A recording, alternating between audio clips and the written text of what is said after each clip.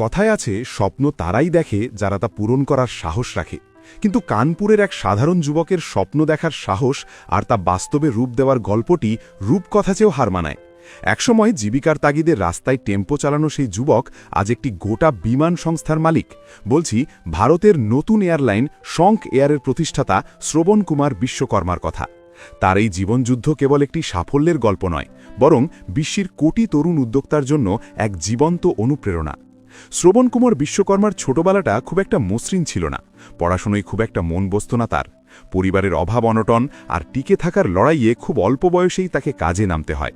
কোনো কাজকেই ছোট মনে করেননি তিনি। পেট চালাতে কখনো টেম্পো চালিয়েছেন, আবার কখনো ট্রাকের লোডার হিসেবে ভারী মালপত্রও টেনেছেন। জীবনের সেই কঠিন দিনগুলোতেই তিনি শিখেছিলেন ধৈর্য আর কঠোর পরিশ্রমের আসল মানে। শ্রবণের শুরুর দিকের ব্যবসাগুলো খুব একটা সফল হয়নি, কিন্তু তিনি দমে যাবার মানুষ ছিলেন না। 2014 সালে তিনি যখন সিমেন্ট ও স্টিলের ব্যবসায় যুক্ত হন, তখন যেন তার ভাগ্যদেবীর দেখা পান। সততা আর সঠিক পরিকল্পনার জোরে খুব অল্প সময়েই পরিবহন খাতে নিজের অবস্থান মজবুত করেন তিনি। ধীরে ধীরে গড়ে তোলেন বিশাল এক ট্রাক বহর। যে ছেলেটি একসময় লোডার হিসেবে কাজ করতেন, তিনি এখন শত শত শ্রমিকের কর্মসংস্থানের ব্যবস্থা করেছেন। পরিবহন ব্যবসায় সাফল্য পাওয়ার পর শ্রবণ বিশ্বকর্মা থেমে থাকেননি। প্রায় 4 বছর আগে তার মাথায় আসে এক অভাবনীয় চিন্তা, নিজের একটি বিমান সংস্থা গড়ার। স্থলপথের পর এবার তিনি আকাশ জয় করতে চাইলেন। সাধারণ মানুষের কাছে যা ছিল অসাধ্য, শ্রবণের জন্য তা ছিল এক নতুন চ্যালেঞ্জ।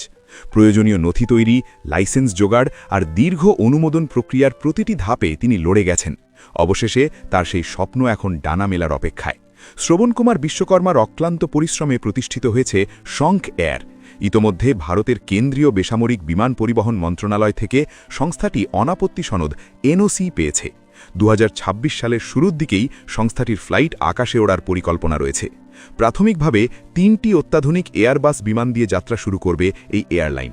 লখনৌ থেকে দিল্লি ও মুম্বাইয়ের মতো বড় শহরগুলোতে প্রথম দিকে ফ্লাইট পরিচালনা করবেন তিনি। শ্রবণ কুমার বিশ্বকর্মা বিশ্বাস করেন, বিমান ভ্রমণ কেবল ধনীদের বিলাসিতা হওয়া উচিত নয়। তার মূল লক্ষ্য হল সাধারণ মানুষ যেন সাশ্রয়ী মূল্যে এক শহর থেকে অন্য শহরে যাতায়াত করতে পারে।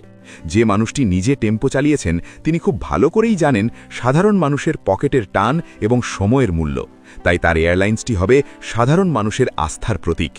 টেম্পো চালানো থেকে এয়ারলাইন মালিক হওয়ার এই রূপান্তর আজ অনেক তরুণ উদ্যোক্তার জন্য মাইল ফলক।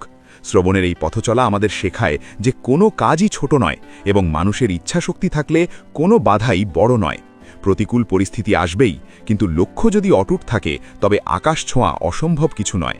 শ্রবণ কুমার বিশ্বকর্মা আজ কেবল একজন সফল ব্যবসায়ী নন, তিনি একটি পরিবর্তনের নাম।